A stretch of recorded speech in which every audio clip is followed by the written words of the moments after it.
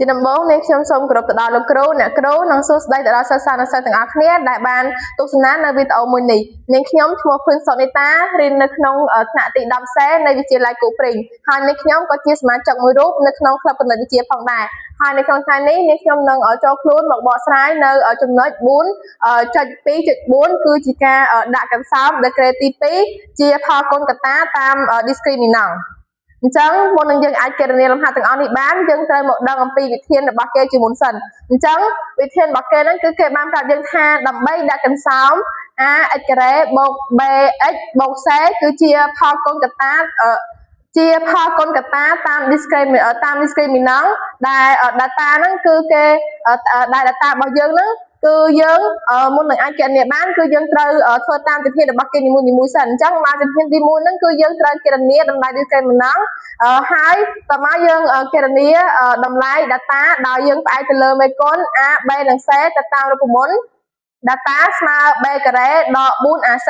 នេះគឺជាជំហានទី1ហើយជំហានទី2គឺយើងត្រូវពិនិត្យមើលតម្លៃ discriminant ដែល discriminant ហ្នឹងដើម្បីឲ្យយើងនេះអាចទាញរកឬនឹងសរសេរទៅជាទម្រង់ផលគុណកត្តាតាមរយៈតាមបែបផ្សេងៗគ្នាបានហើយដោយហេតុថានៅក្នុងលំហាត់ហ្នឹងគឺយើងអាចជួបច្រើនករណីដែល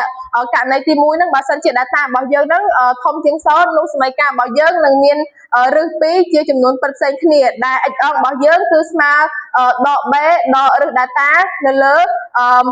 2a ហើយដល់ពេល x ដរបស់យើងគឺស្មើដក b បូកឬ data នៅលើ 2a ហើយដល់ពេលដែលយើងគណនាឃើញចម្លើយហើយយើងអាចទាញវាទៅជាទម្រង់ផលគុណកត្តាដែល ax ការ៉េបូក bx បូក c ហ្នឹងគឺស្មើ a កត្តាឲ្យ x ដក x អងកត្តាឲ្យ x ដក x ដអញ្ចឹងហើយនេះគឺចូលមកក្នុងករណីផ្សេងទៀតបើសិនជា data របស់យើងនឹងស្មើ0នោះសមីការនឹងមានឬដប់ដែល x អងស្មើ x ដហើយ x ដហ្នឹងគឺស្មើដក b នៅលើ 2a ហើយក៏យើងអាចទាញវាទៅជាទម្រង់តាមផលគុណកត្តាដែល x ដែល ax ការ៉េបូក bx បូក c ហ្នឹងគឺស្មើ a កត្តាឲ្យ x ដកx0 លើកជាការ៉េហើយមួយទៀតហ្នឹងក៏វាចូលទៅបើសិនជា data របស់យើងតូចជាង0នោះនាំឲ្យសមីការរបស់យើងគឺគ្មានឬជាសំណុំចំនួនពិតទេមានន័យថាវាគ្មានចម្លើយនៅក្នុងសំណុំចំនួនពិតទេហើយមួយទៀតវានៅក្នុងករណីពិសេសបើសិនជា ax ការ៉េបូក bx បូក c ស្មើ0ហើយ a ហ្នឹងខុសពី0យើងវាអាចចូលជាករណីពិសេសដែលករណីពិសេសហ្នឹងគឺវាមានភាពងាយស្រួលជាង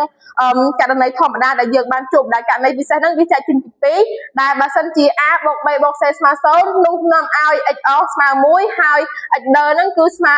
c ទៅលើ a ហើយមួយទៀតបើសិនជា a ដក b បូក c ស្មើ0នោះនាំឲ្យ x អងស្មើដក1ហើយ x ដហ្នឹងគឺស្មើដក c នៅលើ a ហើយនេះគឺជាករណីដែលយើងគួរតែចងចាំដោយសារតែយើងអាចនឹងជួបប្រទេសជាច្រើននៅក្នុងការដោះស្រាយឬក៏គណនាលំហាត់របស់យើងអញ្ចឹងយើងមកមើលឧទាហរណ៍របស់យើងដើម្បីឲ្យយើងកាន់តែយល់នៅចំណុចមួយនេះអញ្ចឹងដាក់ឧទាហរណ៍របស់យើងគឺគេឲ្យយើងនេះដាក់កន្សោម x ការ៉េបូក 2x ដក3ជាផលគុណកត្តាអញ្ចឹងដើម្បីអាចគណនាលំហាត់នឹងបានយើងត្រូវតាំងវាមកថាមួយយើងអាចសម័យមើលបានថាមួយណាតួ a មួយណាតួ b ហើយមួយណាតួ c អញ្ចឹងយើងអាចគណនាវាបានតាម data ដែល data ហ្នឹងគឺស្មើ b ការ៉េដក 4ac អញ្ចឹងមុននឹងអាចគណនាបានយើងត្រូវដឹងថាតម្លៃរបស់វាស្មើប៉ុន្មានអញ្ចឹងដូចដែលខ្ញុំបានឲ្យអ្នកទាំងអស់គ្នាសម័យថាមួយណាតួ a មួយណាតួ b ហើយអញ្ចឹងនៅពេលយើងដឹងហើយថាមួយតួ a ស្មើប៉ុន្មានតួ b ស្មើប៉ុន្មានហ្នឹងយើងចាប់ដើមជំនួសតម្លៃលេខចូលអញ្ចឹងដោយ b ហ្នឹងស្មើប៉ុន្មានស្មើ2អញ្ចឹងយើងជំនួសវាចូលមួយមកបន្ទាប់មកយើងធ្វើការគណនាអញ្ចឹងនៅពេលដែលយើងគណនាទៅ2ការ៉េហ្នឹងគឺនៅពេលដែល2ការ៉េហ្នឹងគឺស្មើ4ហើយនៅពេលដែលយើងគណនាម្ដុំនេះទៅគឺវាស្មើ12ហើយ12បូក1គឺស្មើ16អញ្ចឹងឬ data របស់យើងគឺដូចយើងដឹងហើយថា data របស់យើងស្មើ16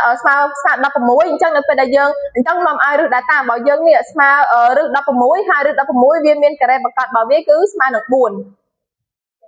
ចឹងហើយគេបាន x អងស្មើដក b ដកឬ data លើ 2a ថប់មកយើងចាប់ផ្ដើមជំនួសវាដែលយើងដឹងតម្លៃរបស់វាមួយហើយដែលយើងដឹងហើយថា b នេះគឺស្មើប៉ុន្មានស្មើ2ហើយឬ data របស់យើងស្មើប៉ុន្មាននេះគឺស្មើ4ហើយ2នេះគឺជាមេគុណរបស់វាហើយ a នេះគឺតម្លៃលេខរបស់វាគឺស្មើ1អញ្ចឹងតបមកយើងចាប់ផ្ដើមធ្វើការគណនាធម្មតាមកដែលដកប៉ះដកហ្នឹងគឺស្មើបូកហើយតបមកយើងយកសញ្ញាហ្នឹងតាមលេខធំអញ្ចឹងដោយ4បូកនឹង2ស្មើ6ហើយយកតាមលេខធំអញ្ចឹងគឺស្មើដល់6ហើយ2នេះគឺយើងទុកនៅធម្មតាតបមកយើងចាប់ផ្ដើមធ្វើគណនាវាតាមវិធីចែកដោយចម្លើយរបស់វាគឺស្មើដក3ចំណែកឯx ដៅរបស់យើងគឺស្មើដក b បូកឬ data នៅលើ 2a ហើយដែលយើងដឹងថាតម្លៃរបស់វាប៉ុន្មានហើយពីខាងលើមិញអញ្ចឹងយើងគ្រាន់តែជំនួសតម្លៃលេខចូលតែម្ដងអញ្ចឹងនៅពេលដែលយើងគណនាទៅដក4ដក2បូក4ស្មើនឹង2ហើយចែកឲ្យ2នៅពេលយើងធ្វើវិធីចែកទៅចម្លើយរបស់វាស្មើ1ដូចនេះយើងអាចទាញបានតាមដាក់តាមជាផលគុណកត្តាថា x ការ៉េបូក 2x ដក3ស្មើ x ដក1កត្តា x បូក3ហើយនេះគឺជាចម្លើយរបស់លំហាត់របស់យើងជាចុងក្រោយនាងខ្ញុំសូមអរគុណនិងអរព្រះគុណទៅដល់អ្នកទាំងអស់គ្នាដែលបានចំណាយពេលយ៉ាងមានតម្លៃមកទស្សនានៅវីដេអូមួយនេះសូមអរគុណ